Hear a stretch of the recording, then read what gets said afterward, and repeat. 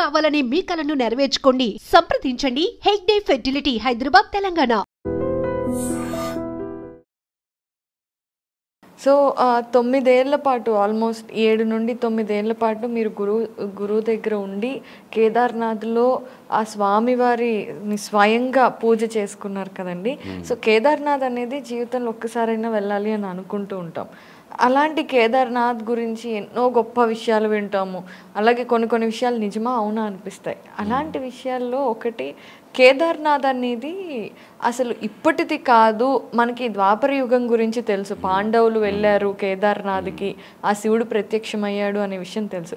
కానీ మీకు తెలిసిన ఇది ప్రకారం అసలు కేదార్నాథ్ ఎప్పటి గుడి అండి? ఆ స్వామి ఎప్పుడు వెలిసారు? కేదార్నాథ్ అంటే ఇది ఇప్పుడు కలియుగం. ఇది అవును, కృతయుగం అంటే సత్యయుగం, కృతయుగ, త్రేతాయుగ, ద్వాపర యుగ, కలియుగ, ఈ 4 యుగాల నుంచి నడుస్తుంది. కేదార్నాథ్ జ్యోతిర్లింగము 12 జ్యోతిర్లింగంలో విశ్వవిఖ్యాతం ఉంది. కేదార్నాథ్ జ్యోతిర్లింగం, జ్యోతి అంటేనే ప్రకాష్, లింగం అంటే లీయతే గమ్యతే యత్ర తద్లింగం. ఎక్కడైతే శివుడు నిలిచిండో అక్కడనే గుప్తమైండు, అదే జ్యోతిర్లింగం కేదార్నాథ్. అక్కడ సత్యయుగంలో నరనారాయణ ఋషుడే విష్ణు భగవానుడు సాక్షాత్ అక్కడ తపశ్చర్య చేసినాడు హిమాలయ లోపల. అప్పుడు శివుడు ఆ తపశ్చర్యానికి మెచ్చుకొని ప్రత్యక్షమవుతాడు జ్యోతిర్లింగ స్వరూపంలో. ఏ వరం అడుగుతారో అడగండి అని చెప్తాడు. విష్ణు భగవానుని దర్శనం నుంచే మనం ధన్యమైపోయినాం. అయితే కేదార్నాథ్ అనేది మీరు ఎప్పుడో అన్ని యుగాల కంటే ముందు వచ్చింది అంటున్నారు. దానికి ఇప్పుడు ఏదైనా సరే మనకి పురాణాలలోనూ ఎక్కడో ఒక చోట లిఖింపబడి ఉంటుంది. శివపురాణం ఉంది, మన కేదారఖండ పురాణం ఉంది, గడువాలక ఇతిహాసం ఉంది, చాలా గ్రంథాలు ఉన్నాయి చెప్పుకోవాలంటే. అయితే గురువుగారు ఇక్కడ ఒక చిన్న విషయం ఏంటంటే, కేదార్నాథ్లో ఉన్నది శివుడు, శివుడికి భార్య పార్వతి కదా. మరి అలాంటి పార్వతియే మళ్ళీ వేరొక రూపంలో ఉన్న శివుడిని పొందడం కోసం ఇదే కేదార్నాథ్లో పూజ చేసింది అని అంటారు కదండి. ఒకసారి ఆ విషయం గురించి మాకు చెప్తారా? పార్వతీదేవి శివుని గురించి అంటే శివునికి కామదానం చేసుకుంటాడు. ఆ కామం ఒకటి మళ్ళా తెచ్చుకోవాలంటే ఆమె తపశ్చర్య చేస్తుంది. హిమాలయ రాజే బిడ్డ పార్వతీదేవి. ఆ హిమాలయంలోనే గౌరీకుండని, అక్కడ గౌరీకుండనే తపశ్చర్య చేస్తుంది ఆమె. ఆ తపశ్చర్య చేసిన తర్వాతనే శివునికి కామ వచ్చేస్తుంది. అప్పుడు అక్కడనే త్రిజోగి నారాయణ అని ఉంది, త్రియుగి నారాయణ అని పిలుస్తారు. అంటే 3 యుగాల నుంచి అక్కడ హవన్ అంటారు కదా, హవస్సు, హోమం చేసింది. ఇప్పటిదాకా అగ్ని, అప్పుడు అగ్ని పెట్టిన అగ్ని ఇప్పటిదాకా నడుస్తుంటుంది. అఖండ జ్యోతి, జ్యోతి కదా, ధూన్ అంటారు కదా. అవునవును, ధూను అప్పుడు 3 యుగాల నుంచి పెట్టిన ధూను ఇప్పటిదాకా నడుస్తూ ఉంటుంది. అది త్రియుగి నారాయణ అంటారు. ఇప్పుడు కూడా ఇప్పుడు కూడా ఉంది అది.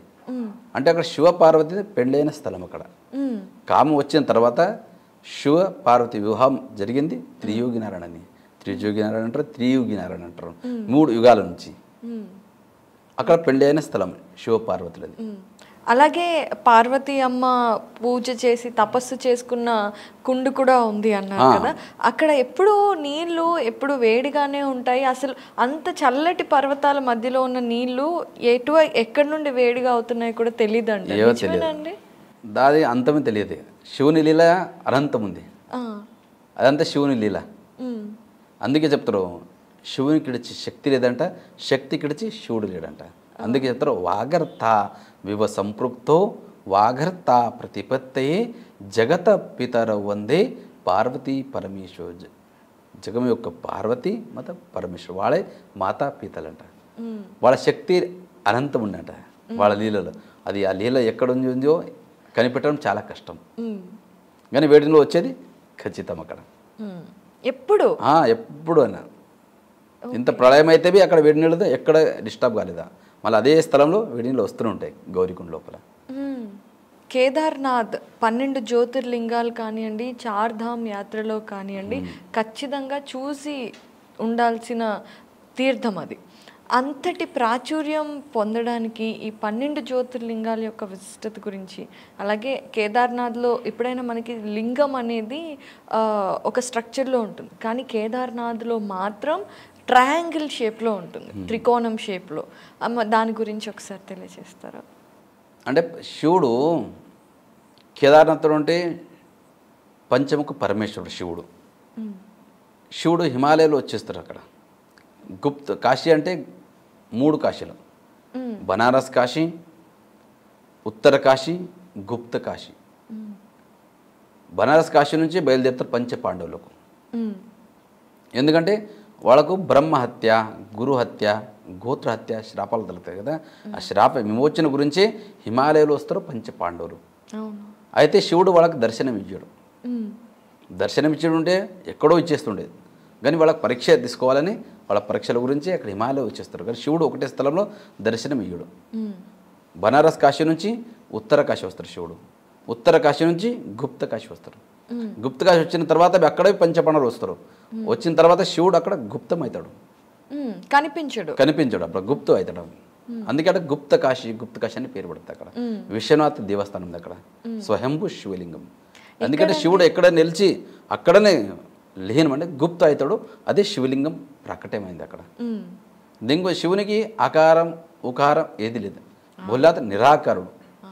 లింగ మధ్య జగత్ సర్వం. శివుని ఆకారమే ఏక గోళాకారం ఉంది.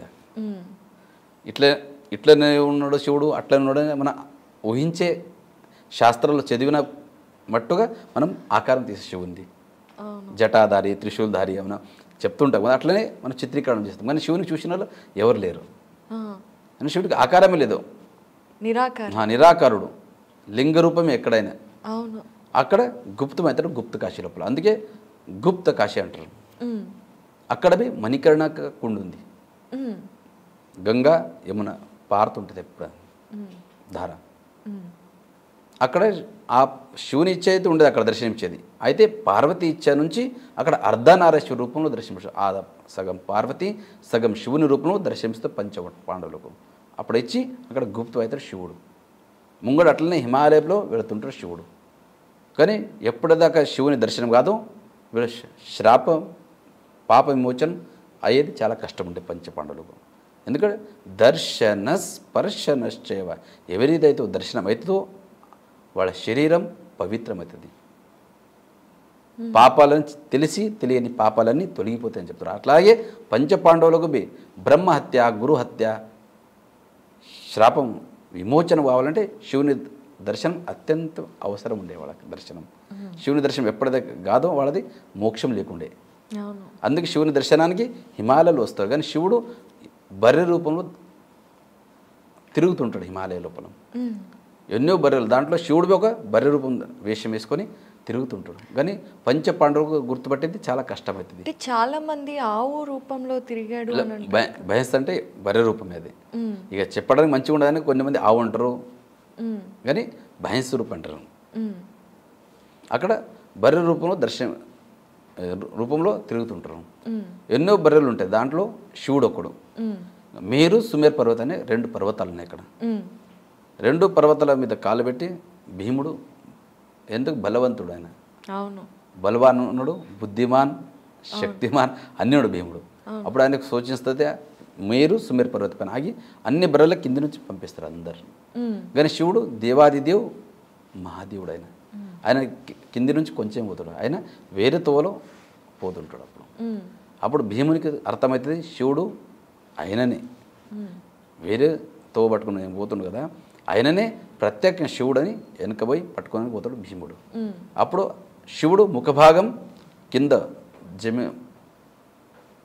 భూమిలో వేస్తాడు ముఖభాగం. మిగతా భాగమే వీపు భాగమే అక్కడ కనిపించేది శివలింగం కేదార్నాథుడు. అగ్రభాగ శివుడు ముఖం అగ్రభాగ పశుపతినాథ్ నేపాల్లో ఉంటుంది దర్శనం. అంటే పశుపతి అంటే పశువు యొక్క నాథుడు, పశుపతినాథుడు. ఎందుకంటే ఇక్కడ పశువు రూపంలో వచ్చింది కదా శివుడు, అందుకే పశుపతినాథ్ అని పేరు పడ్డది. అగ్రభాగ పశుపతినాథ్ నేపాల్. అన్ని 4 భాగంలో దర్శించడం హిమాలయంలో. దానికే పంచ కేదార్లు అంటారు. కేదార్నాథ్, మధుమేశ్వర్, తుంగనాథ్, రుద్రనాథ్ కల్పేశ్వర్. ఎందుకు కేదార్నాథ్ జ్యోతిర్లింగంతో సత్యయుగం ఉంది. ఇది నరనారాయణ ఋషి తపశ్చర్య చేసినందుకే శివుడు సాక్షాత్ జ్యోతిర్లింగ స్వరూపంలో నిలిచిండు అక్కడ కేదార్నాథుడు. దాని తర్వాత పంచపాండవుల స్టోరీ ఇప్పుడు ద్వాపార యుగం ఇది. అయితే అక్కడ పశుపతినాథ్ ముఖ భాగం, కేదార్నాథ్లో వీపు భాగం, పృష్ఠ భాగం అంటే.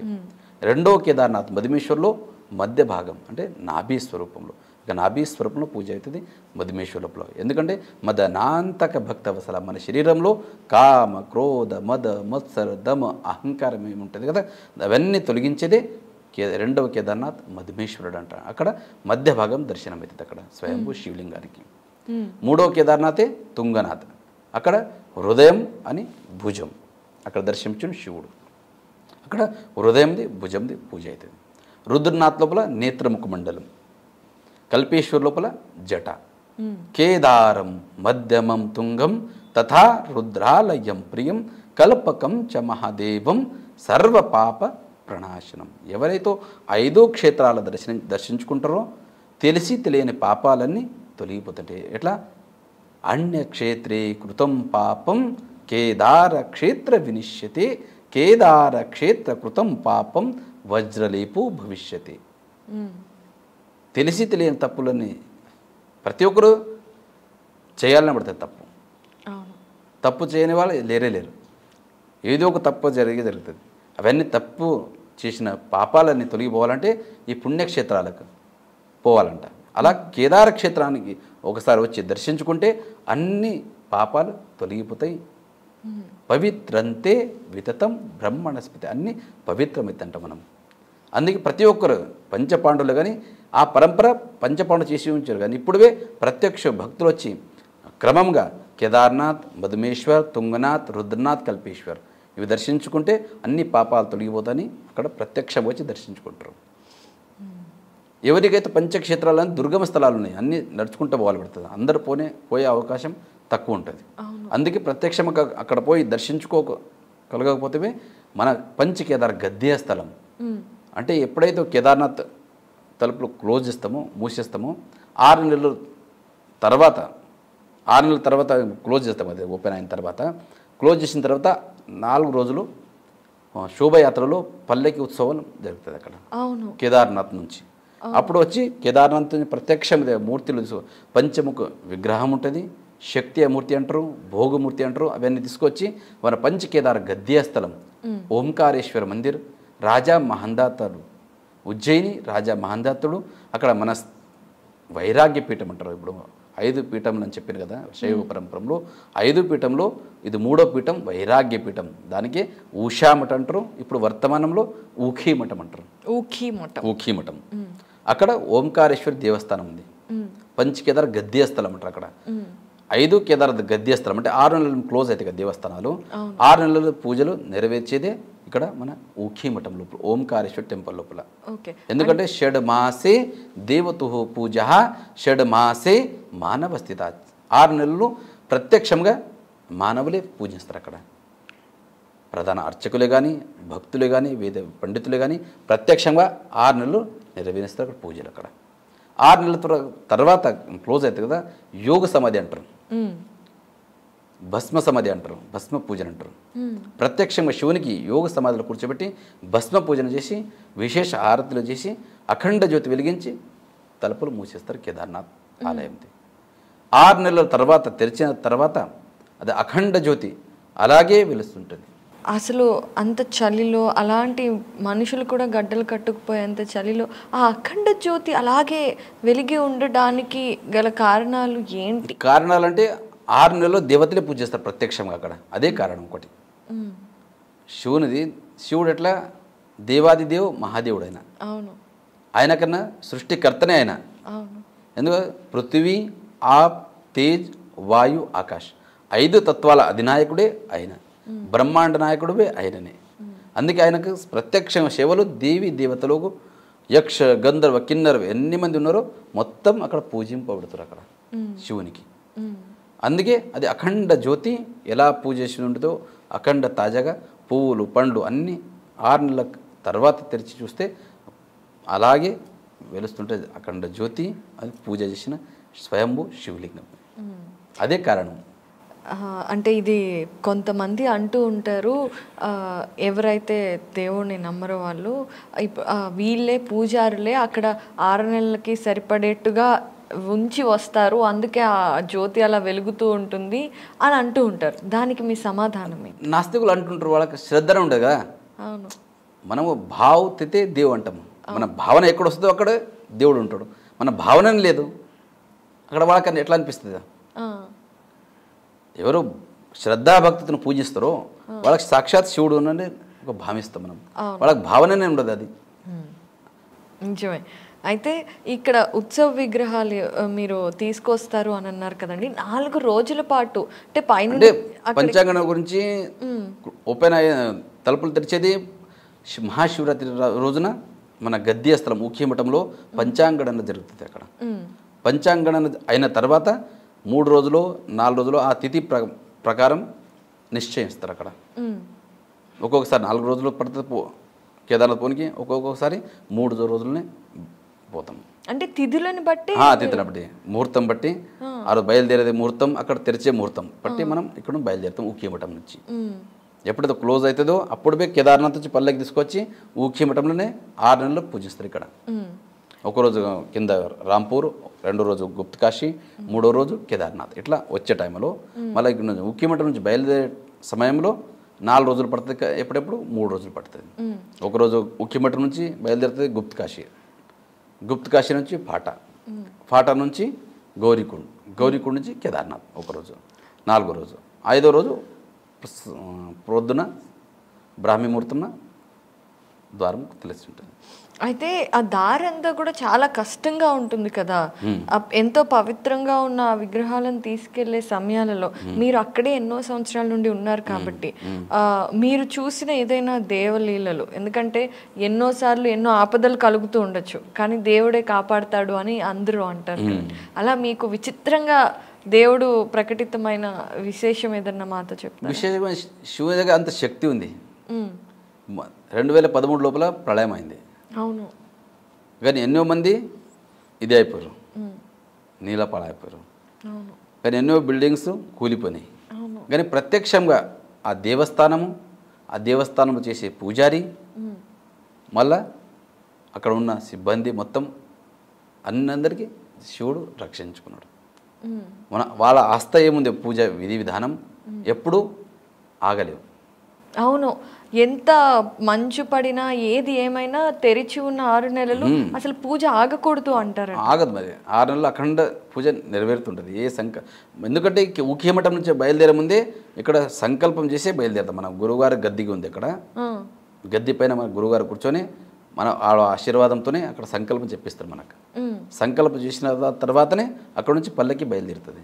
ఈ సంవత్సరం 20వ తారీఖు క్షేత్రపాల్ భైరవనాథ్ పూజ అవుతుంది, విశేష మహాపూజ అవుతుంది, విశేష హారతులు అవుతుంది క్షేత్రపాలు. ఎందుకంటే కాలభైరుడు అంటాం కదా మనం, అక్కడ క్షేత్రపాలు అందరికీ రక్షించేదే క్షేత్రపాలుడు భైరవనాథుడు. ఆయన విశేష పూజలు జరుగుతాయి ఊఖ్యమఠం లోపల, పంచకేదార్ గద్దె స్థలం ఓంకారేశ్వర్ లోపల. ఆ విశేష పూజలు అయిన తర్వాతనే అక్కడ 20వ తారీఖు విశేష పూజలు అయితే సాయంత్రం. 21వ తారీఖు ఈ సంవత్సరం ఏప్రిల్ 21వ తారీఖు అక్కడ నుంచి పల్లెకి శోభయాత్ర ప్రారంభమవుతుంది. పంచముఖి విగ్రహం అంటారు, భోగమూర్తులు, శక్తిమూర్తులు. అంటే 6 నెలల పాటు అక్కడ పూజలు చేసి నెరవేర్చి వాళ్ళ శక్తిమూర్తి భోగమూర్తులు ఉంటాయి కదా, అవి తీసుకొచ్చి ఊఖ్యమఠంలోనే 6 నెలల పూజలు అవుతాయి. ఇక్కడ నుంచి బయలుదేరే ముందే ఆ మూర్తులు పంచముఖ విగ్రహం తీసుకొని బయలుదేరుతారు ఇక్కడ ఊఖ్యమఠం నుంచి శోభయాత్రలు. సో అక్కడ నుంచి 21వ తారీఖు గుప్త కాశీ బయలుదేరుతాము, గుప్త కాశీలో ఉంటుంది ఆ రోజు.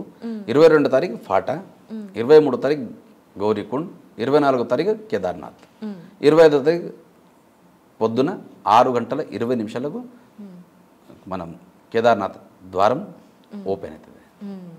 ఈ సంవత్సరం ముహూర్తం చూస్తారు శుభముహూర్తం.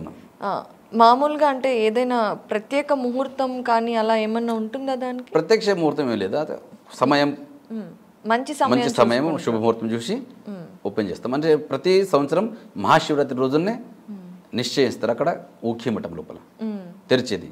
మూసేదేమో ఫిక్స్ ఉంది. దీపావళి పాడ్యమి రోజు అంటారు కదా, దీపావళి పాడ్యమి రోజే తలుపులు మూసేస్తాం అక్కడ కేదార్నాథ్ టెంపుల్ది. ప్రతి సంవత్సరం అది ఫిక్స్ ఉంది. మూసిన తర్వాత మళ్ళీ 3 రోజుల పాటు ఉక్కిమఠం వస్తుంది, శోభయాత్రలో పల్లకి.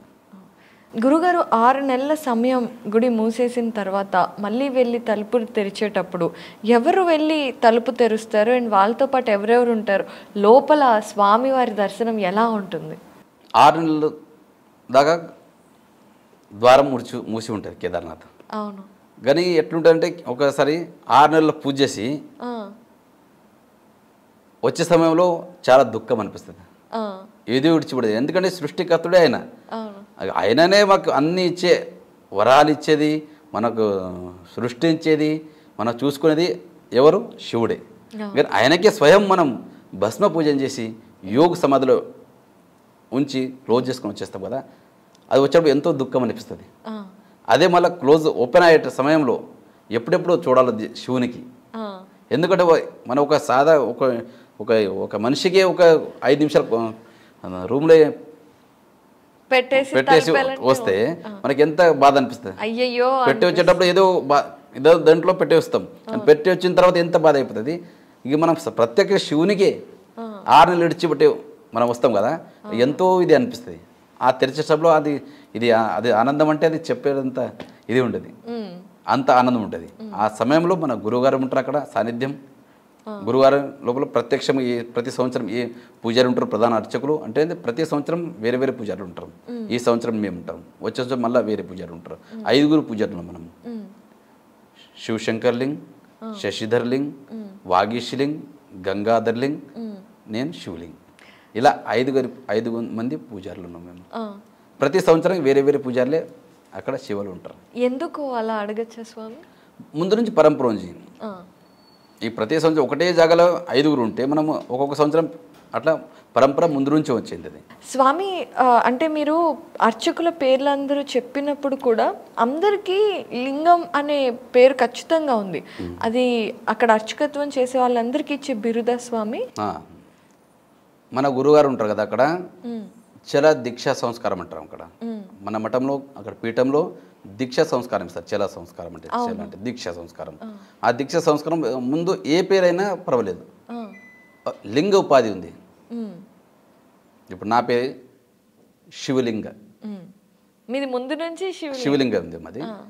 ఇక ముందు లేకపోతే ఆ సమయంలో దీక్షా సంస్కారం ఇచ్చేటప్పుడు మన గురుగారి చేయితో ఆ పేరును లింగ రూపంలో మార్చేస్తారు. ఒక ఉపాధి ఉంది మన జగద్గురులో కానీ, ఈ 5 పూజారుల పేర్లు కానీ, ప్రత్యక్షంగా ఏ పేరు. ఇప్పుడు మా వర్తమాన జగద్గురు పేరు భీమాశంకర్లింగ, దానికన్నా ముందు సిద్ధేశ్వరలింగ, శాంతలింగ, ఇలా పేర్లు ఉంటాయి. అట్లతో పేర్లు రాసేటప్పుడు మన గురుగారి పేర్లు శ్రీ శ్రీ శ్రీ 1008 రావల్ పదవి భూషిత్ భీమాశంకర్ లింగ శివాచార్య మహాస్వామి ఇట్లా పేరు మొత్తం ఉంటుంది టోటల్గా. కానీ ఏ పేరైనా కానీ ఉపాధిలో భీమాశంకర్ లింగ్, శాంతలింగ్, ఇలా లింగ ఉపాధి ఉంటుంది.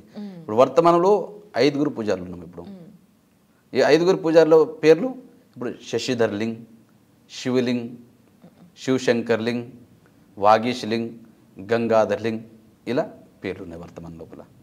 ఈ 5 ఇప్పుడు మీరు ప్రధాన అర్చకులుగా ఇక్కడ ఉన్నారు కదా, మిగతా 4 ఎక్కడెక్కడ చేస్తున్నారు? అంటే వేరే దేవస్థానంలో ఉన్నాయి అక్కడ. కేదార్నాథ్ 1, మధుమేశ్వర్ 2, గుప్తకాశి 3, ఉక్కిమఠ్ 4 స్థానాల్లో 4 పూజారులు. ఒక పూజారి ఎక్స్ట్రా అతిరిక్తిలో ఉంటారు, ఎక్స్ట్రాలో ఉంటారు ఒక పూజారి. ఎవరైతే సెలవులో ఇంటికి పోతారో, ఎక్కడ బయటికి పోతారో ఆ సెలవులో అక్కడ ఆ పూజారి స్థానాల్లో మన వేరే పూజారి ఎక్స్ట్రాలో ఉన్న పూజారి తన సేవ చేస్తాడు శివుడు. అయితే మీరు చెప్పారు, ఇప్పుడు మీరున్నారు కదా, మీరు ముందుగా కూడా గురువు గారికి సేవ చేసుకునేటప్పుడు కూడా చూసే ఉంటారు. 6 నెలల తర్వాత ఆ స్వామివారి దర్శనం అయినప్పుడు అక్కడ అఖండ జ్యోతి అలానే ఉంటుంది. అలాగే మామూలుగా ఇప్పుడు ప్రతిరోజు పూజ జరిగే గుడిలో దర్బార్ వాసన కానివ్వండి, మనం ఎన్నో చూస్తుంటాం, పూలు కానివ్వండి, ఇలాంటివన్నీ. అక్కడ కేదార్నాథ్లో 6 నెలల తర్వాత వెళ్ళినప్పుడు ఎలా ఉంటుంది స్వామి, ఆ స్వామివారి పరిస్థితి? 6 నెలల కింద చేసిన పూజ ఈరోజే ప్రొద్దున ఇప్పుడే చేసిన పూజ అన్నట్లు ఆ స్వరూపంలో ఉంటుంది శివలింగుడు, శివలింగం. ఎందుకంటే పువ్వులు, పండ్లు, భస్మం రుద్రాక్ష మొత్తం అప్పుడు క్లోజ్ చేసేటప్పుడు భస్మ సమాధి యోగ సమాధి చేస్తాం కదా, అప్పుడు మంత్రోచ్చారణ రుద్రాభిషేకం మహాభిషేకం అయిన తర్వాత శివునికి అలంకారం చేస్తాం రుద్రాక్షతోని, పండ్లు డ్రై ఫ్రూట్స్ మొత్తం అలంకారం చేసి క్లోజ్ చేస్తారు. తెరిచిన తర్వాత చూస్తే అఖండ జ్యోతి అట్లనే ఉంటుంది. మళ్ళీ పూజ చేసి ఇప్పుడే పూజ చేసిన 5 నిమిషాల కింద అన్నట్లు ఉంటుంది అక్కడ శివుడు. అంత పూజ అక్కడ ఎలా అయితే మీరు వదిలిపెట్టి వచ్చారో శివుని అలాగే ఉంటాడు. అలాగే ఉంటుంది. ఎందుకంటే ఒకసారి క్లోజ్ చేసిన తర్వాత తెరిచే అధికారం ఎవరికి లేదు. మళ్ళీ మన గురుగారు పోయి అక్కడ తెరిచేది. అయితే ఈ అంటే ఈ 6 నెలల కాలం ఏదైతే ఉందో నిత్య పూజలు ఖచ్చితంగా జరగాలి. ఒక్క రోజు కూడా అసలు ఏది ఏమైనా భూకంపం వచ్చినా ప్రళయం వచ్చినా ఆ స్వామికి నిత్య పూజలు జరగాలి. కాకపోతే నేను విన్నాను కేదార్నాథ్లో మామూలుగా బ్రహ్మీ ముహూర్తంలో చేసే పూజలతో పాటుగా వివిధ సమయాలలో వివిధ రకాల పూజలు చేస్తారు. స్వామి ఒకసారి వాటి గురించి చెప్తారా? ఇప్పుడు సాయంత్రం మహాప్రసాదం మహాభోగం అంటారు, శివునికి అభిషేకం చేసి మహా నైవేద్యం అర్పించేస్తాం. దాని తర్వాత విశేష ఆరతి ఉంటుంది, 1.5-2 గంటల విశేష ఆరతిలు ఉంటాయి. నంది ఆరతి, ఏకారతి, పంచారతి, నంది ఆరతి, వీరభద్ర ఆరతి, అనేక రకముల ఆరతితో మంగళారతి ప్రతినిత్యం జరుగుతుంది అక్కడ కేదార్నాథ్లో. దాని తర్వాత మళ్ళీ బాల్భోగ్ అని ఉంటుంది. ఏ సమయంలో ఉంటుంది? సమయం అంటే టైమింగ్ కొంచెం ఎక్కువ తక్కువ ఉంటుంది. అంటే రాత్రి అంటే సూర్యుడు అస్తం అయ్యే సమయంలో ఆరతి ప్రారంభమవుతుంది. అంటే కొంచెం సూర్యాస్తుడు అంటే కొన్ని సమయంలో ఎక్కువ తక్కువ సమయం తక్కువ అవుతుంది. అయితే సూర్య అస్తమయం అయిన తర్వాత పూజ ఆరతి ప్రారంభం సాయంత్రం. దాని తర్వాత విశేషం అంటే శృంగారం చేస్తాం. అప్పుడు బంగారం కిరీటం ఉంటుంది స్వామికి. అది విశేషం ఏమంటే ఇది ఇంతకుముందు చెప్పి నేను అప్రత్యక్షో మహాదేవ సర్వేషాం ఆత్మమాయ ప్రత్యక్ష గురురూపేణ వర్తతే భక్తి సిద్ధే. ఆ బంగార కిరీటం 6 నెలలు మన గురువుగారి పైన ఉంటుంది. అది 6 నెలల తర్వాత అక్కడ ఊఖ్యమఠంలో గద్దీ స్థలంలో గురువుగారు కూర్చొని అదే కిరీటం 6 నెలలు కేదారేశ్వర స్వామివారికి అర్పణం చేస్తారు శివుడు గురువుగారు. అది అందుకే ఆ గురువుగారికి బులంద్ కేదార్నాథ్ అంటున్నాం. ఆ కేదార్నాథ్ ఎవరితో మాట్లాడరు, ఎవరితో కేదార్నాథుడు స్వయం శివలింగం ఎవరితో మాట్లాడరు. మీరు మాట్లాడే ప్రత్యక్షంగా శివుడు అంటే మన గురువు గారు. అందుకే అక్కడ గురువు గారికి బులంద్ కేదార్నాథ్ అంటున్నాం. మాట్లాడే శివుడు అనే ప్రత్యేకం ఉంది అక్కడ. అందుకే ఆ కిరీటం సాయంత్రం ఆరతి అవుతుంది కదా, ఆ సమయంలో విశేష అలంకారం చేసి శివలింగానికి ఆ కిరీటం శివలింగాన్ని పైన ధారణం చేస్తారు. ప్రతిరోజు అక్కడ శివలింగం పైన 2-3 గంటలు శివలింగం మీదనే ధారణం చేస్తారు ప్రతిరోజు 6 నెలల పాటు. 6 నెలల తర్వాత ఎప్పుడైతే దేవస్థానం క్లోజ్ చేస్తామో అదే కిరీటం పంచముఖ విగ్రహం అది ఉంటే పల్లెకి ఉంటుంది కదా, పంచముఖ విగ్రహం పైన ధారణం చేసి కింద ఉఖిమఠం వచ్చిన తర్వాత ఆ గద్దె పైన కూర్చొని అదే కిరీటం మన గురువుగారి పైన 6 నెలలు ధర్మ ప్రచారంలో గురువుగారు పెట్టుకొని వాళ్ళు తిరుగుతుంటారు ధర్మ ప్రచారంలో.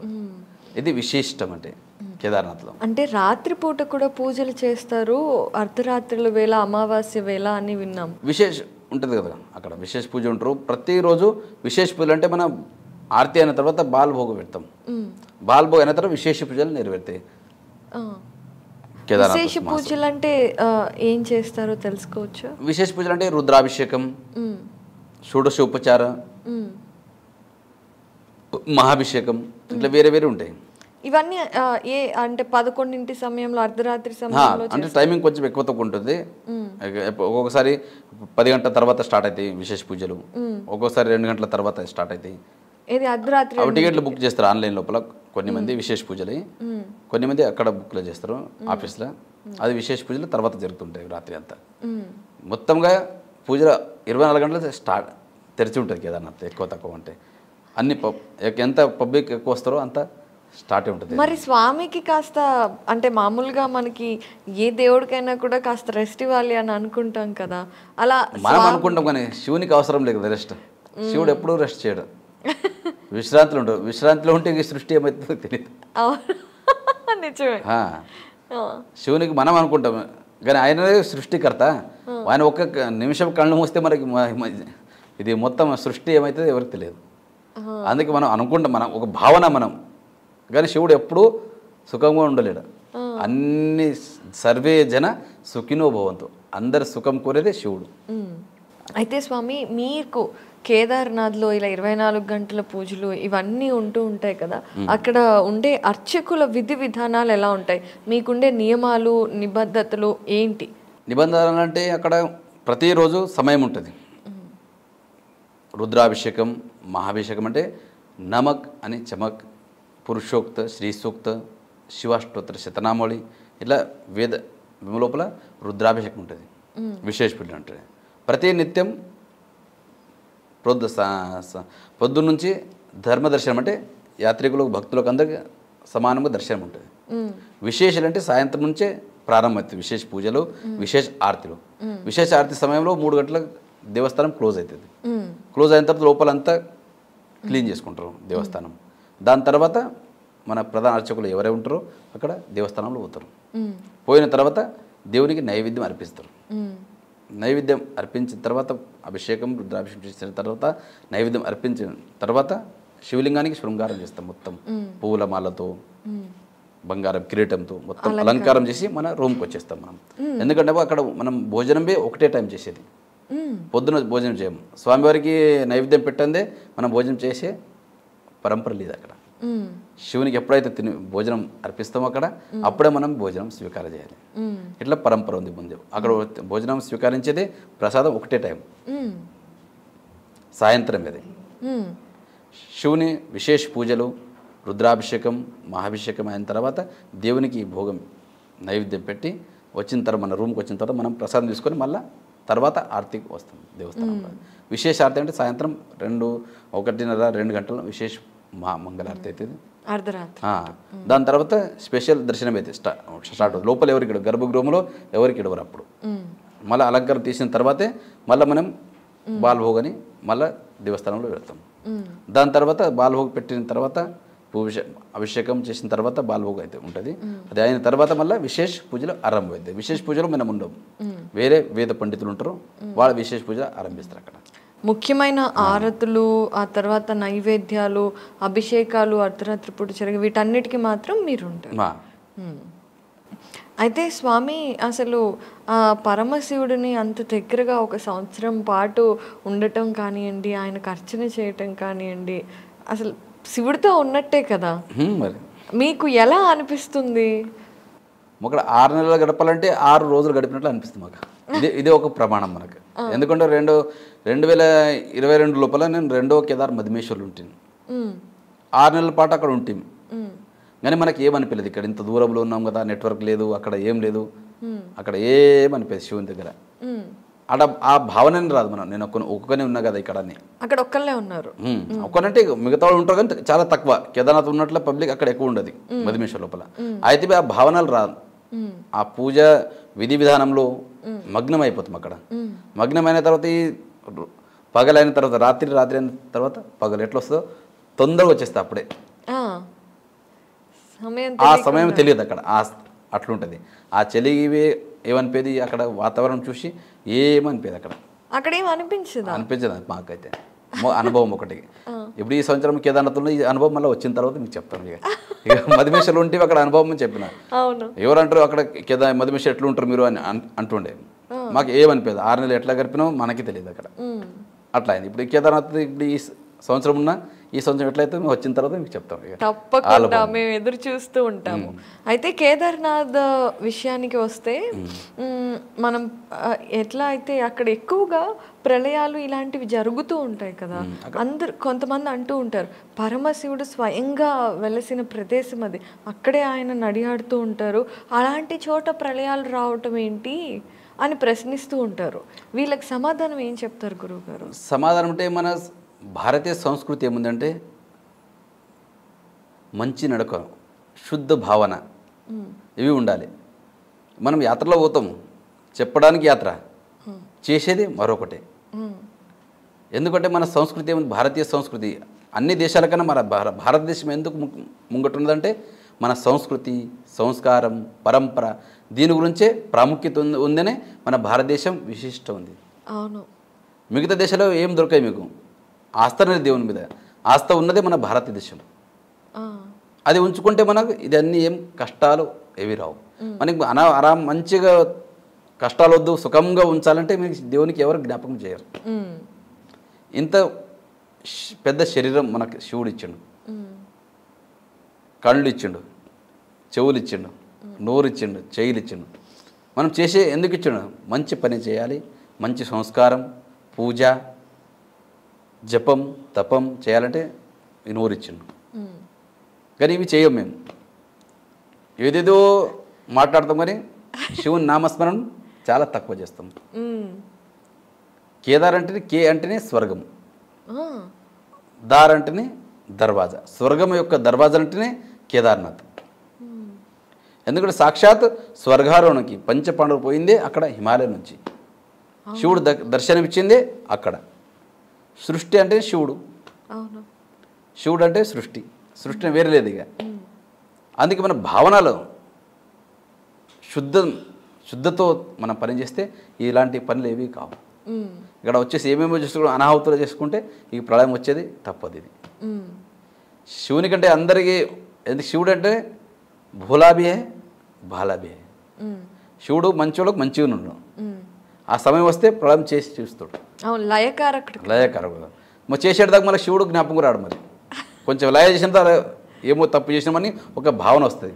చేసిన వాళ్ళకి వస్తుంది కానీ చేయని వాళ్ళకి వస్తుంది. కరెక్టే.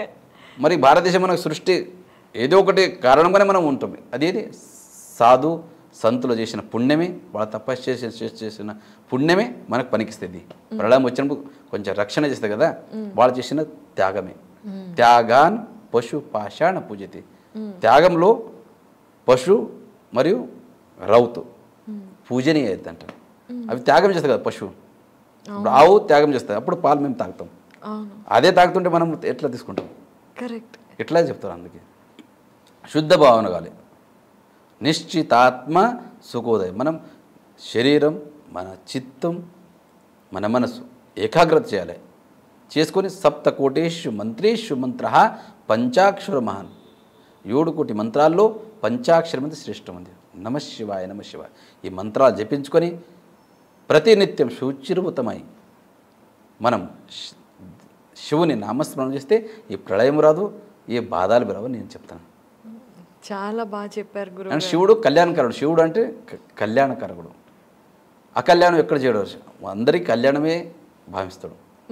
ఇక మనం చేసే పనిలో మనకు వస్తుంది. అయితే గురుగారు కేదార్నాథ్లో మాకు అంటే చాలామందికి ఒకటి కేదార్నాథ్ టెంపుల్ మాత్రమే తెలుసు, ఇంకేవో చుట్టుపక్కల చాలా ఉండి ఉంటాయి.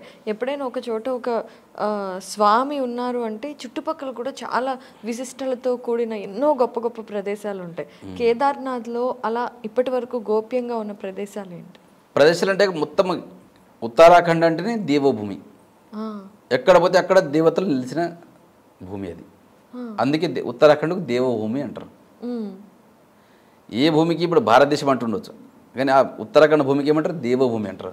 దేవతలు మొత్తం నిలిచింది అక్కడ హిమాలయ లోపలే. శివుని పెండ్లి అయింది అక్కడనే, పార్వతి అనుష్ఠానం చేసింది అక్కడే, నిశుంభల మర్దన చేసింది కాళీ రూపం తీసుకొని.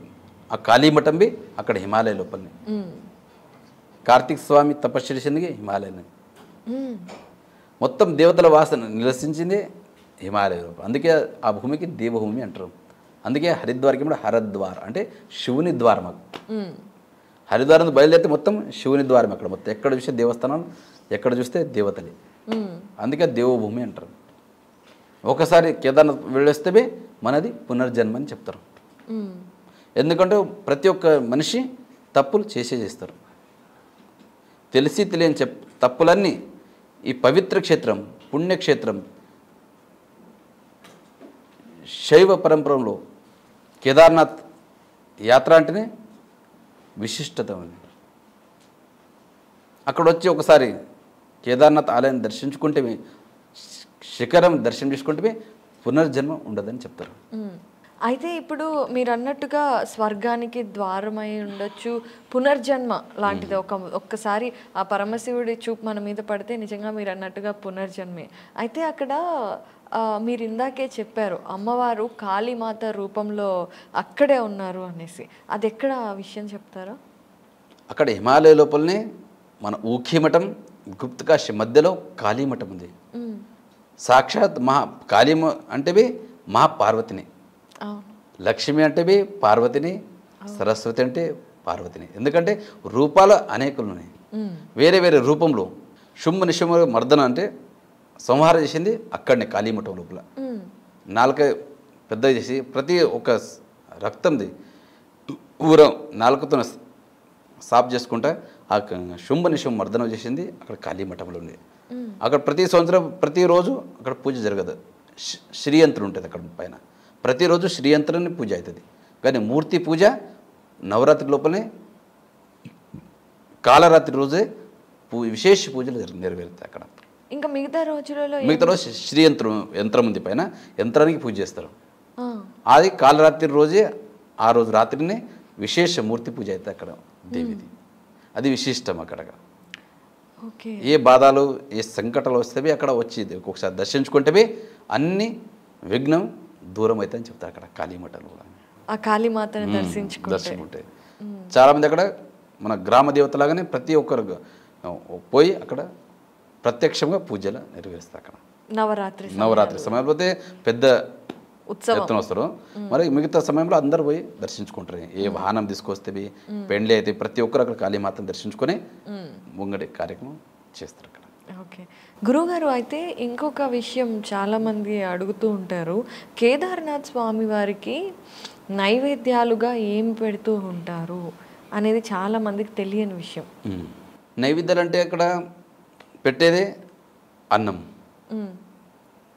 ఎప్పుడు సిరా, ఎప్పుడు ఖీర్ అంటారు, పాశం అంటారు కదా, అవి విశేషంగా చేస్తుంటారు. అవి మిగతా అంటే ఎంచో పంచపక్వాలు చేయవచ్చు, కానీ ముందు నుంచి పరంపర ఏమొచ్చిందో అవే నైవేద్యం చూపిస్తాం అక్కడ. అట్లా ఎన్నో రకాలుగా చేయవచ్చు, కానీ ముందు నుంచి పరంపర ఉంది ఒకటి. అక్కడ లేవని లేదు, ఒక సమయం అయితే ఏమీ లేకుండా అక్కడ ఇప్పుడు అన్నీ దొరుకుతున్నాయి, సౌకర్యాలు ఉన్నాయి, కానీ సౌకర్యాలు ఉందని ఏదో ఒకటి చేయడానికి రాదు అక్కడ. ముందు నుంచి పరంపర యుగాల నుంచి ఉంది, ఇప్పటి నుంచి కాదా. యుగాల నుంచి ఏ పరంపర వచ్చిందో అదే ప్రకారమే అక్కడ నైవేద్యం అర్పించాం. ప్రతి పూట అదే, ప్రతి పూట 2 టైంలో. ఓకే, ఇప్పుడు బాల్భోగులు అంటే డ్రై ఫ్రూట్స్ ఉంటాయి, విశేష మహాభోగు నైవేద్యంలో అంటే ఖీరు, సిరా, అన్నం చేస్తుంటాం. ఓకే, అయితే గురువుగారు హిమాలయాల విషయం దగ్గరకు వచ్చినా కూడా శివతత్వానికి ఎంతో దగ్గర సంబంధం ఉంది. అసలు శివుడు హిమాలయాల్లోనే ఉంటారు అని అంటూ ఉంటారు. వాటి విషయాలు మీ గురువుగారి ద్వారా కానివ్వండి, అక్కడ ఉన్న పూజారుల ద్వారా కానివ్వండి, ఇంకేదైనా ద్వారా మీరు ఎప్పుడైనా తెలుసుకున్నారా హిమాలయాల గురించి? హిమాలయాలు మొత్తం కేదార్నాథ్ 4 ధామలు ఉండేది హిమాలయ లోపల. అవును, గంగోత్రి, యమునోత్రి, కేదార్నాథ్, బద్రీనాథ్. అవును, ఋషికేశ్ ప్రారంభమైతే మొత్తం హిమాలయని అక్కడ. హిమాలయ శివుని సృష్టికర్త అయినడు. ఎప్పుడు ఆ వాతావరణం ఎట్లా చేస్తాడో ఆ శివునికి తెలుసు. అట్లా ఎప్పుడు బర్ఫ్ పడుతుంది, ఎప్పుడు వర్షం వస్తుంది, అక్కడ ఎంత కష్టం ఉందో అంత ఆనందం ఉంది కేదార్నాథ్లో. ఇప్పుడు ఇక్కడ కూర్చొని కేదార్ ఎట్లా పోలే, ఎంత బర్ఫ్ ఉంటుంది, వర్షం ఉంటుంది, ఇక్కడ మనం అనుకుంటాం, కానీ అక్కడ పోయిన తర్వాత ఆ ఆనందం వేరే, ఆ భావనలు వస్తాయి అక్కడ. ఎందుకంటే సుఖశ్చానంతరం దుఃఖం, దుఃఖశ్చానంతరం సుఖం, సుఖం తర్వాత దుఃఖం వస్తుంట, దుఃఖం తర్వాత సుఖం వస్తుంట. అంటే ఇటు పోయేదాకా దుఃఖం అనిపిస్తుంది, చాలా కష్టం అనిపిస్తుంది మీకు కేదార్నాథ్ పోయిన. అక్కడ పోయిన హిమాలయాలో అక్కడ బర్ఫ్, ఆ దేవస్థానం చూసిన తర్వాత అక్కడ ఆ ఆనంద భాష్పాలే వేరుంటాయి అక్కడ కేదార్నాథ్లో, హిమాలయ. అందుకే హిమాలయ అంటారు. అయితే హిమాలయాలలో ముఖ్యంగా శివుడు ఉండే ప్రదేశంలో కానివ్వండి, కైలాస పర్వతం దగ్గర కానివ్వండి, మనకి టైం అనేది చాలా ఫాస్ట్గా ఉంటుంది. మనం ఇక్కడ ఒక రోజు గడిపితే అక్కడ 15 రోజులు, వారం రోజులు గడిపినట్టు అని సైంటిస్టులు కూడా చెప్పినట్టుగా ఎన్నో వార్తలు వస్తున్నాయి. వీటి గురించి మీరు ఎప్పుడైనా తెలుసుకున్నారా? సైంటిస్టులు అంటే వాళ్ళు సంశోధన చేస్తుంటారు, వాళ్ళ విషయాలే వేరు. ఇప్పుడు మనం తెలిసిన పూజ విధానం గురించి, అక్కడ ఉండే ఇది గురించి చెప్పవచ్చు. ఈ సైన్స్ టెక్నాలజీ వాళ్ళ పనినే అది. అవునవును, సంశోధన చేసేదే వేరే, మన సంశోధన అంటే మన శివుడే సంశోధన మనది. అవును, అంటే కైలాస పర్వతం గురించి. ఈ కైలాస పర్వతం గురించి వేరే ఉంది అక్కడ, మనకు అంత ఐడియా లేదు అక్కడ. మన కేదార్నాథ్ గురించి అంటే మనకు కొంచెం ఇది ఉంటుంది. కైలాస పర్వతం అంటే చాలా పరిక్రమ చేయబడుతుంది, ఆ సమయం వేరే, అక్కడ దర్శనాలు వేరే. అవును, అట్లా అంటే. గురుగారు, మరి శివతత్వం అనే విషయం గురించి ఒక్క మాటలో మీరు చెప్పాలి అంటే శివతత్వాన్ని ఏమని చెప్తారు అందరికీ అర్థమయ్యే విధంగా? అర్థం ఏంటంటే ఇప్పుడు మన ఎందుకు చెప్తారో, అన్ని దేవతలో శివుడు శ్రేష్ఠుడు. శివే భక్తి శివే భక్తి శివే భక్తిర్భవే భవేత్ అన్యతాం శరణాం నాస్తి త్వమేవం శరణం నమ. ఈ శివుని స్మరిస్తే, ఈ శివుని పూజిస్తే 33 కోట్ల దేవతలు పూజిస్తే ఎంత పుణ్యం దొరుకుతుందో, ఈ ఒక శివునికి స్మరిస్తేవి అంత పుణ్యం ప్రాప్తిస్తుంది. అది విడిచి మనం ఆ దేవుడు ఈ దేవుడు అనుకుంటాం మేము. అన్ని దేవుని కన్నా దేవుళ్ళే. కానీ దాంట్లో శివునికి నామస్మరణం, శివుని స్మరణం, శివుని పూజ చేస్తే అన్ని దేవతలు వచ్చేస్తారు దాంట్లోనే. ఎందుకంటే శివుని కన్నా పెద్ద ఎవరు లేరు. విష్ణు భగవానుడు కానీ ఆంజనేయుడు కానీ అందరు వాళ్ళ దాంట్లో వచ్చేస్తారు. వాళ్ళకి నామస్మరణ చేయొద్దని అట్లేదు. కానీ దేవాది దేవతల కన్నా మహాదేవుడు, అందుకే అందరికి దేవతలు అంటారు. ఈ శివునికి మహాదేవుడు అంటారు. కరెక్టే. నీలకంఠుడు అనేక నామాలని శివునికి. అవును. అయితే రుద్రాక్షలకి కూడా ఎంతో విశిష్టత ఉంది. మీరు కూడా కేదార్నాథ్లో ప్రతి నిత్యం రుద్రాభిషేకం చేస్తూ ఉంటారు. ఈ రుద్రాక్షల గురించి ఒకసారి తెలియచేయండి. రుద్రాభిషేకం అంటే నమక్ అని చెమ్మకుంటుంది. దాంట్లో 11 అనువాకులు ఉంటాయి, దీంట్లో 11 అనువాకులు ఉంటాయి. దాంట్లో మొత్తం శివుని వర్ణనం ఉంది అక్కడ. అంటే ఎలా ఒకసారి చెప్పండి. నమస్తే రుద్రమన్యవ ఉతోత ఇషవే నమః, నమస్తే అస్తు ధన్వనే భావుభ్యాముతతే నమః, యాత ఇషు శివతమ శివం బభూవతే ధనుః, శివా శరవ్యాయ తవ తయానో రుద్రముడయ, యాతే రుద్ర శివా తనూరఘోర పాపకాశిని, తయా నస్తున్వా శంతమయా గిరిశంతా విచాకషి, యామీశం గిరిశంత హస్తే బిభర్షస్తవే, శివాంగిరి త్రతాంకురు మాయి గుంసి పురుషం జగత్, శివేన వచసాత్వా గిరిశాచ వదామసి, యథా నస్సర్వమిజ్జగద యక్ష్మాగ్ం సుమనా అసత, అద్య వోచద దివక్త ప్రథమో దైవ్యోభిషక, అహి గుంచ సర్వాన్ జంవయంత సర్వాశ్చ యాత్తు ధాన్య, అసో యస్తామ్రో అరుణ ఉత బభ్రు సుమంగళ, ఏ చే మాగ్ం రుద్ర అభితో దిక్షో శ్రితాసహస్రశో వైశాగ్ం హేడ ఈమహే, అసోయో వసర్పతి నీలగ్రీవో విలోహిత,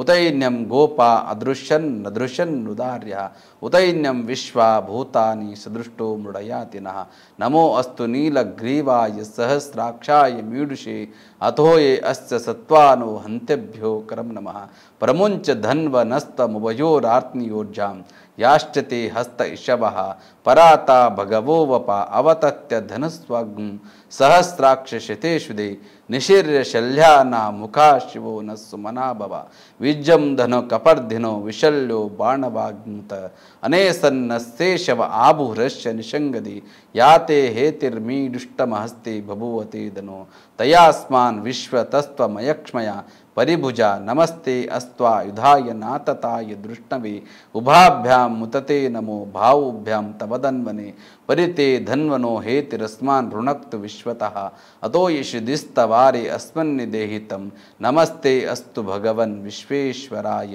మహాదేవాయ త్రయంబకాయ త్రిపురాంతకాయ త్రికాగ్నికాలాయ కాలాగ్నిరుద్రాయ నీలకంఠాయ మృత్యుంజయాయ సర్వేశ్వరాయ సదాశివాయ శ్రీమన్మహాదేవాయ నమః. త్ర్యంబకేశ్వరుడు అంటేనే ఆయననే, అవును. నీలకంఠుడు అంటేనే ఆయనని.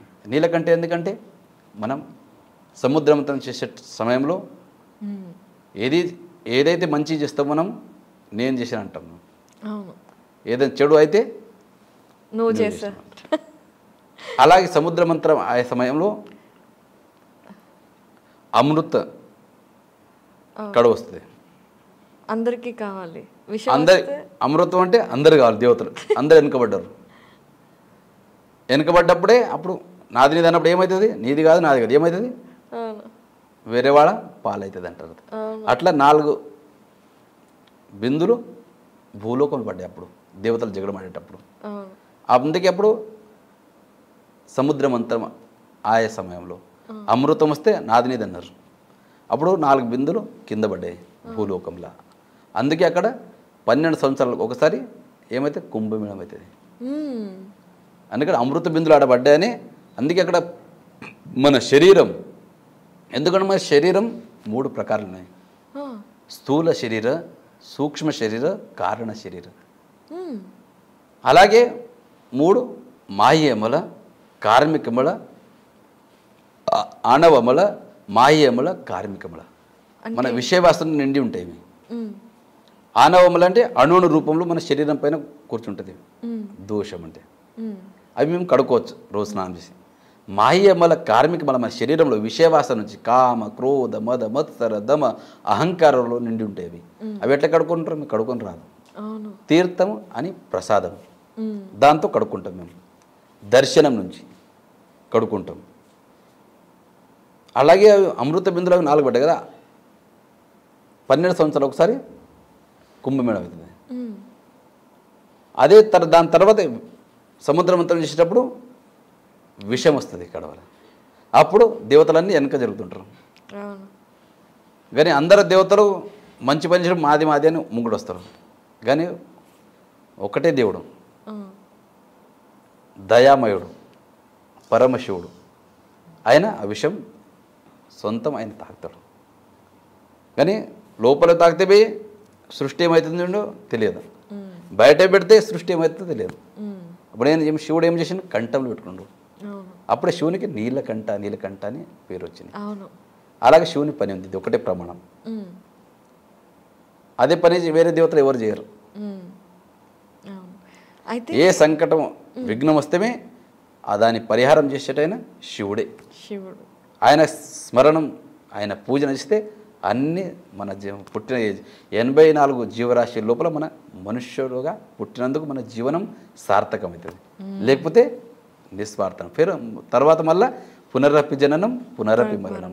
మళ్ళీ పుడతను ఉండాలి పడితే, మళ్ళీ చస్తను ఉండాలి పడితే, మళ్ళీ పుడతను ఉండబడుతుంది. అందుకే మరి వద్దు ఇది సంసారం. ఒకటేసారి జీవనం ముక్తి కావాలంటే బోల్నాథ్ శివుని స్మరణం చేయండి, ఆయన పుణ్యక్షేత్రాలకు పోండి. ఎందుకంటే తెలిసి తెలియని తప్పులన్నీ తొలగిపోవాలంటే ఆయన క్షేత్రాలు పోయిన తర్వాతనే. ఇక్కడ కూర్చుంటే మనకు అన్నీ తొలగిపోవు. అందుకే ఆ పుణ్యక్షేత్రాలకు పోవాలి పడుతుంది. అయితే గురువుగారు కుంభమేళా గురించి చెప్పారు కదండి, 12 సంవత్సరాలకు ఒకసారి. మీరు కుంభమేళాకి వెళ్ళి ఉంటారు కదా? వెళ్ళింటారు కదా. మేము పోవము అక్కడికి. హరిద్వార్లో కుంభమేళా అవుతుంది, నాసిక్లో త్రయంబకేశ్వర్లో అవుతుంది. అవును. కానీ అంత వీడి లోపల మనకు కుంభమేళా స్నానం చేసేది మనం వీరశైవ జంగములకే ప్రాధాన్యం ముందు స్నానం చేసేది పరంపరలో. మరి వెళ్ళలేదు? వెళ్తారు, గురుగారు వెళ్ళింటారు చాలా. కుంభమేళంలో కాశీ జగద్గురు, కేదార్ జగద్గురు వెళ్తుంటారు పెద్ద పెద్ద గురుగారు. ఓకే, మీరు ఎప్పుడు వెళ్తున్నారు? అయితే మన సమయం వస్తే మనం వెళ్తాం. ఇక మనం ఆ టైంలో మనము ఎక్కడ సేవలు ఉంటే పైన పోనీకి రాదు, కిందకి ఫ్రీగా ఉంటే పోవచ్చు వాడికి. అట్లా ప్రతి ఒక్కసారి హరిద్వార్ నుంచి పోతాం మేము. గంగా స్నానం అయితే చేసి ఇస్తాం. అదే కదా కుంభమేళా ఉంది స్వయంగా గంగా నది. కరెక్ట్. గంగా పుట్టింది హిమాలయం నుంచి. అవును. అదే గంగా కిందికి వస్తుంది. అవును. ఇక మనం శివుని ఎప్పుడు ఉంటే శివుడు మన దగ్గర ఉన్నాడు. శివుని సేవలు ఉన్నప్పుడు గంగా ఆటోమేటిక్ వచ్చేస్తాం మన దగ్గర. అవునవునవును.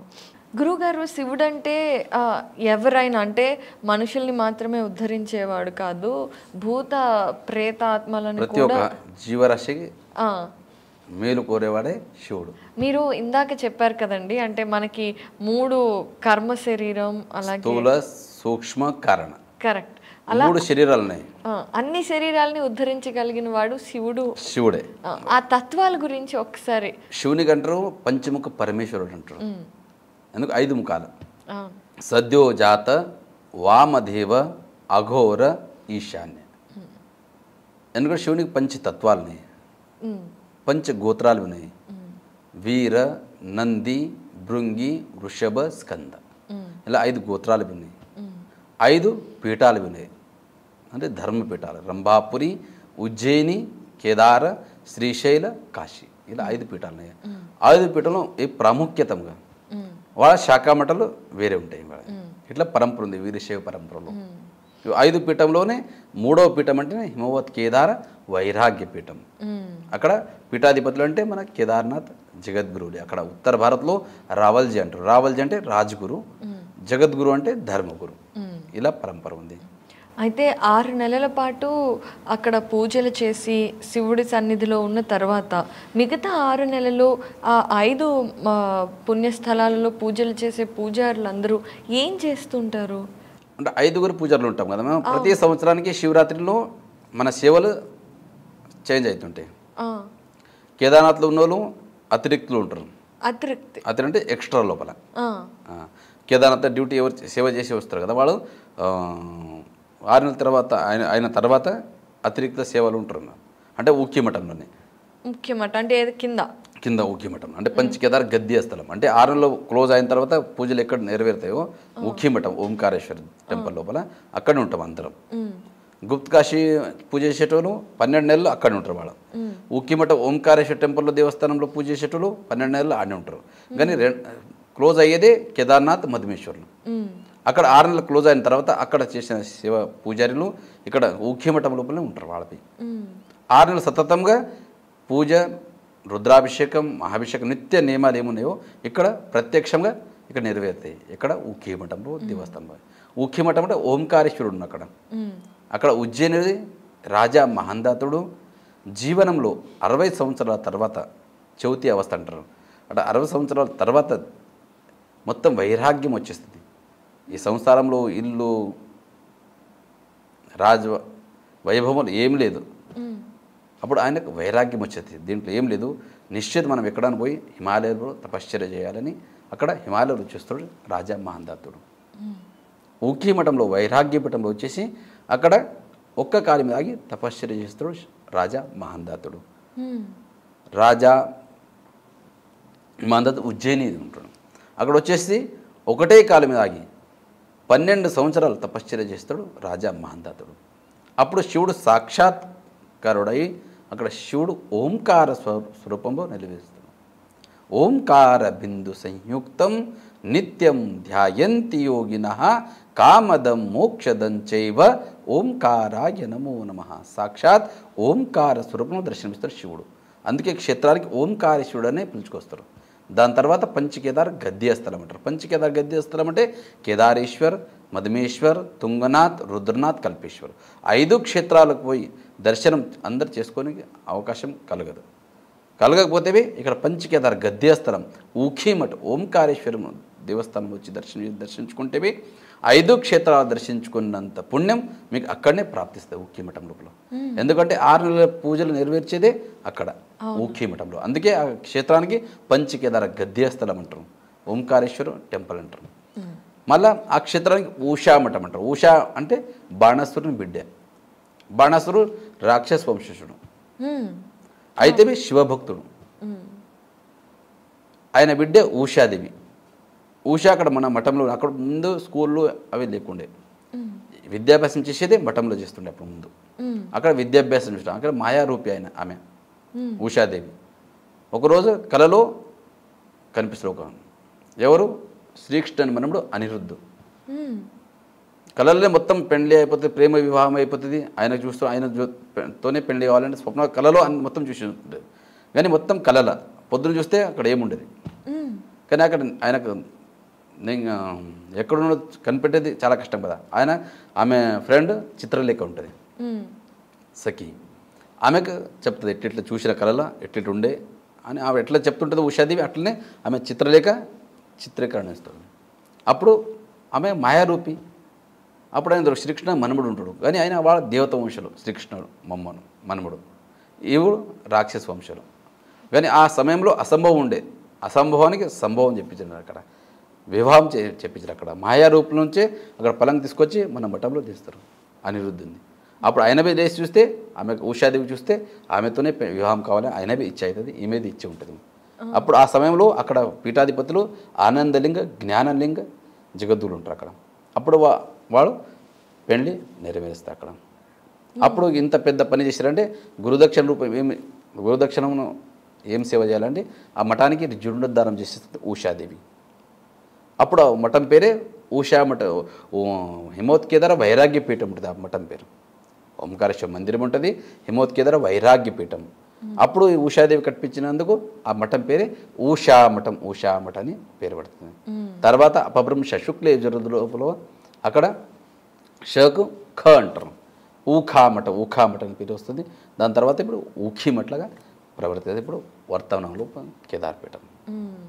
అక్కడ 6 నెలలు సతతం 6 నెలల పూజలు అక్కడనే నెరవేరుతుంది ఊఖీ మఠం ఓంకారేశ్వర మందిర్ లోపల.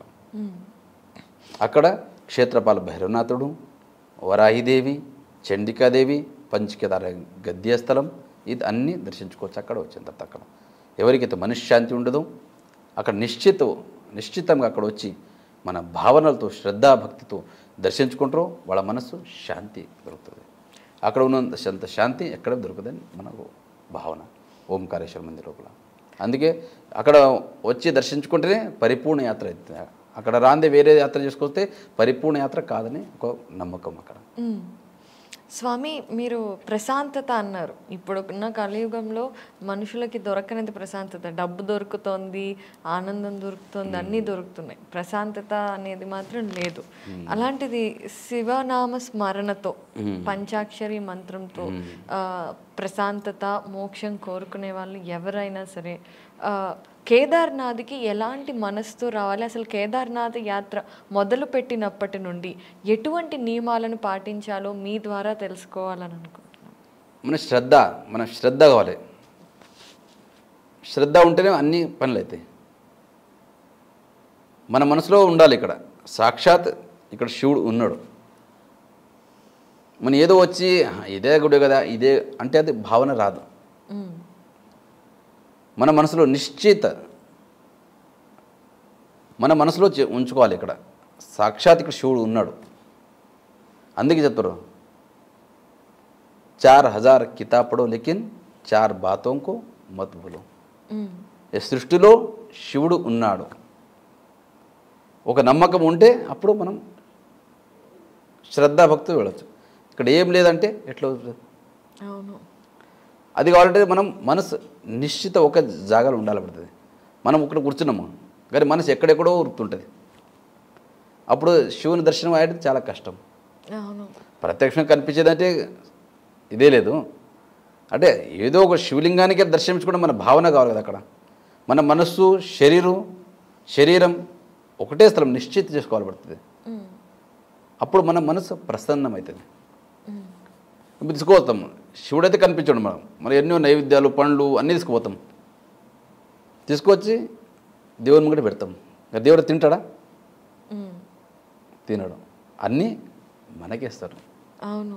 కానీ మన ఉండే మమకారం తీసేస్తాడు శివుడు. అంటే ఏ వస్తువైనా అడిగితే నాది నాది నాది అంటాం. నాది నాది అనేదంటే మనం ఇక్కడ కూర్చొని నాది నాది అనేది పోవాలంటే పోదు. అంటే త్యాగం రాదు మన దగ్గర. వైరాగ్యం వస్తేనే అప్పుడు మనం త్యాగం పడుతుంది. మాది ఏం లేదు జీవితంలో, అన్నీ ఏది కాదు మాది. ఎందుకంటే అన్నీ ఇడిచిపెట్టదు. తన మన ధన సబ్ కుచ్ హై తేరా తేరా తుజ్కో అర్పణ క్యా లా ఏ మీరా. వచ్చేటప్పుడు ఏమైనా తీసుకొచ్చారా మీరు? లేదు. ఏం లేదు, అన్నీ ఇడిచిపెట్టే పోయేది. మనం నోటితో అంటాం త్వమేవ మాతా చ పితా త్వమేవ త్వమేవ బంధుశ్చ సకలాత్మేవ త్వమేవ విద్యం దృఢంతమేవ త్వమేవ సర్వం మమ దేవదివ. సర్వస్వ దేవాదిదేవ్ మహాదేవుడు అని చెప్తాం. తన మన ధన అన్నీ నీ అని చెప్తాం. అందుకు గాలిబే అయినది ఫ్రీగా ఇస్తాడు. గాలికి డబ్బులు తీసుకుంటాడు శివుడు? లేదు. ఎంత శుద్ధమైన గాలి ఇస్తాడు. నీళ్ళు ఇచ్చిండు, ఆకాశం, అగ్ని. ఇవో ఎప్పటిదాకా 5 తత్వాలు మన శరీరంలో ఉన్నాయో అప్పటిదాకా ఈ శరీరానికి ఏమంటారు? శివం అంటారు. ఈ శరీరానికి శివ అంటారు. అవును. ఎందుకంటే అందరూ అంతరాత్మ హృదయంలో శివుడు నిలిచింటాడు. కరెక్ట్. ఆ శివుడే పోయిన తర్వాత ఈ శరీరానికి ఏమంటారు మీకు తెలుసు? శవం అంటారు. ఒక క్షణం లోపలే అంటారు. అవును. ఎందుకంటారు? ఆ శివుడు మనతో నిలిచి ఉన్నాడనే మన శరీరానికి శివమై అంటారు. షీ ప్లస్ అవ శివ. శివుడు అంటే కళ్యాణకారుడు. ఎవడికి ఇది కావాలని కోరుకోడు ఆయన. అందరి సర్వే జన సుఖం, అందరు సుఖంగా ఉండాలని కోరుకుంటాడు శివుడు. ఎందుకంటే భోలేనాథ్ అంటారు, భోలా భీ హే భాలా భీ హే. సమయం వచ్చిన తర్వాత ఎంత చిన్న అందుకే చెప్తారు కదా, మద్ భక్త మమాద శిష్ట. శివుడు అంటారు కదా, ఒక సమయం వస్తే మా భక్తులు నాకన్నా పెద్దోలే, నేను ఒక సమయం చిన్ననైతాను అంటాడు. ఎందుకంటే మీ భక్తి అట్లుంటుంది, భక్తిలో లీనమవుతాడు శివుడు. అలా అనిపిస్తే శివుడు చిన్నగా అయిపోతాడు మనం కూడా. మన భక్తి చేయబడుతుంది. ఉత్తనే కాబట్టి ఎట్లా అవుతాడు శివుడు, ఆ సృష్టికర్తుడు ఆయన, ఎక్కడంటే అక్కడ ఎట్లా లేస్తాడు. అందుకే ఉంది, ఏ వస్తైనా మనం నాది నాది అంటాం. నిష్ఠ నాది కాదు అని ఎప్పుడు వస్తుందో అప్పుడు శివమయం అవుతుంది మన శరీరం. ఎప్పటిదాకా మనది అంటాం, అప్పుడు శివమయం అయ్యేది చాలా కష్టం. మరి అలా అవ్వాలంటే ఒకటే మార్గం ఈ కలియుగంలో అయితే నామస్మరణమే. నామస్మరణం, దర్శనం, పూజనం, ఈ 3 చేయబడుతుంది. ఇవి విడిచి మనం ఏదేదో చేస్తామంటే కాదు. స్వామి ఈరోజు ఎన్నో విషయాలు తెలియచేశారు. అయితే వెళ్ళే ముందుగా మనం ఇంటర్వ్యూ ముగించే ముందుగా ప్రతి ఒక్కళ్ళు ఆ శివతత్వానికి దగ్గర అవ్వాలి అని, ఆ శివుడి కృప పొందాలి అంటే అందరూ చేసుకోగల ఒక చిన్న మంత్రం ఏదైనా తెలియజేస్తారు? ఇది చెప్పిన కదా, ఇది నమఃశివాయ. నమఃశివాయ ఒకటే. ఎందుకంటే దీనంతా 7 కోటి మంత్రాల లోపలనే శ్రేష్టం ఉంది. ఎన్నో మంత్రాలు ఉన్నాయి, అన్ని మంత్రాలు చేద్దరే అవసరం లేదు. దీంట్లో ఇంత శక్తి ఉంది. నమఃశివాయ నమఃశివాయలో ఓం అంటే నడుస్తుంది. ప్రణవాక్షరం అంటే షడాక్షర మంత్రం అంటారు ఓం నమఃశివాయ అంటే. ఓం అంటే నడుస్తుంది, నమఃశివాయ అంటే నడుస్తుంది. అంటే దీనికి డబ్బులు తలగది, ఏ శక్తి తలగది. ఎందుకంటే మనసు ఒక ఏకాగ్రత కావాలంటే ఇదే మంత్రం. ఒక 5 నిమిషాలు చేసుకుంటూ కూర్చోండి, మనం మనసు శాంతం ప్రసన్న అవుతుంది. అందుకే 108 సార్లు చేయాలంట ప్రతిరోజు. ఎందుకంటే 3 శరీరాలు, స్థూల సూక్ష్మ కారణ, 36 తత్వాలతో శరీరం నిండింది. 3 శరీరాలు 36 అంటే 108 అవుతుంది. 108 సార్లు జపం చేయాలంటే, అందుకే ఒక రుద్రాక్షమాల ఒక రౌండ్ చేయాలని పడుతుంది. ఎక్కువ చేస్తే ఇది కాదు, మంచిదే. కానీ మన 36 తత్వాలకి సరిపడా 108 ప్రతిరోజు. ఎందుకంటే 3 శరీరాల జపం కావాలి కదా. అవునవునవును. లేకపోతే ఒకటే శరీరం అయితే అప్పుడు ఇక్కడ బాగానే ఉంటాం, తర్వాత శరీరానికి ఇబ్బంది అవుతూ ఉంటుంది అట్లా. అందుకే ఏ కష్టం వస్తే శివుని తలుచుకుంటే అన్ని పాపాలు పరిహారం అవుతాయి ఒక భావన. అలాగే స్వామి, తప్పకుండా ఓం నమఃశివాయ మంత్రాన్ని ప్రతిరోజు 108 సార్లు జపించాలి అందరూ అని ఆశిస్తూ, ఈ సంవత్సరం ఎప్పటి నుండి ఎప్పటి వరకు కేదార్నాథ్ టెంపుల్ ఓపెన్లో ఉంటుంది? ఈ సంవత్సరం ఏప్రిల్ 20వ తారీఖు పంచకేదార్ గద్యస్థలం ఊఖీమఠ్ ఓంకారేశ్వర మందిర్లో క్షేత్రపాల భైరవనాథుని విశేష పూజలు, విశేష హారతులు నెరవేరిన తర్వాత 21వ తారీఖు ప్రొద్దున ఊఖీమఠ్ నుంచి గుప్తకాశీకి బయలుదేరుతుంది ఉత్సవమూర్తి కేదార్నాథ్. 22వ తారీఖు గుప్తకాశీ నుంచి ఫాటా, 23వ తారీఖు ఫాటా నుంచి గౌరీకుండ్, 24వ తారీఖు గౌరీకుండ్ నుంచి కేదార్నాథ్. 25వ తారీఖు ఏప్రిల్ 6:20 శుభముహూర్తమున కేదార్నాథ్ ఆలయం తెరవబడుతుంది. అందరూ వచ్చి శ్రద్ధాభక్తితోని మన భారతీయ సంస్కృతి నుంచి, సంస్కారం నుంచి వచ్చి కేదార్నాథ్ దర్శించుకొని పునీతులు అవ్వాలని కేదార్నాథ్ ఒక ప్రార్థన చేస్తా.